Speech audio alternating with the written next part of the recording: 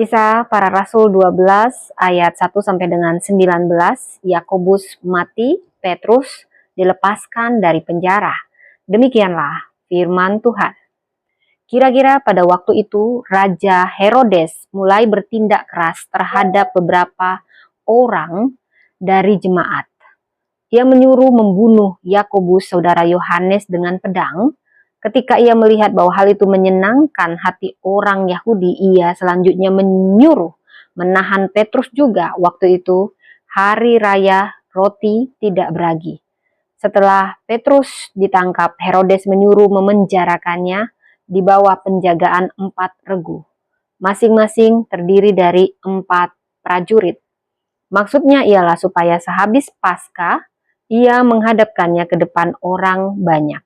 Demikianlah Petrus ditahan di dalam penjara.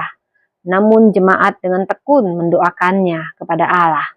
Pada malam sebelum Herodes hendak menghadapkannya kepada orang banyak, Petrus tidur di antara 2 orang prajurit terbelenggu dengan 2 rantai. Sedangkan di depan pintu, para pengawal sedang menjaga penjara itu. Tiba-tiba berdirilah seorang malaikat Tuhan dekat Petrus, dan cahaya bersinar dalam kamar penjara itu. Malaikat itu menepuk Petrus untuk membangunkannya. Katanya, "Bangunlah segera." Lalu gugurlah rantai itu dari tangan Petrus. Kemudian kata malaikat itu kepadanya, "Ikatlah pinggangmu dan pakailah alas kakimu." Ia pun berbuat demikian. Setelah itu, malaikat itu berkata kepadanya, "Kenakanlah jubahmu dan ikutlah aku." Lalu ia mengikuti malaikat itu keluar, dan ia tidak tahu bahwa apa yang dilakukan malaikat itu sungguh-sungguh terjadi. Sangkanya ia melihat suatu penglihatan.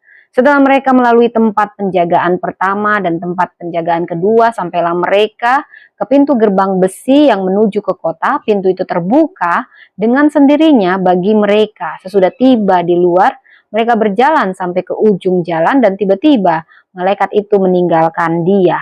Setelah sadar akan dirinya, Petrus berkata, "Sekarang tahulah aku benar-benar bahwa Tuhan telah menyuruh malaikatnya dan menyelamatkan aku dari tangan Herodes dan dari segala sesuatu yang diharapkan orang Yahudi." Setelah berpikir sebentar, pergilah ia ke rumah Maria ibu Yohanes yang disebut juga Markus. Di situ banyak orang berkumpul dan berdoa. Ketika ia mengetuk pintu gerbang, datanglah seorang hamba perempuan bernama Rode untuk mengetahui siapa yang mengetuk itu. Ia terus mengenal suara Petrus, tetapi karena girangnya ia tidak membuka pintu.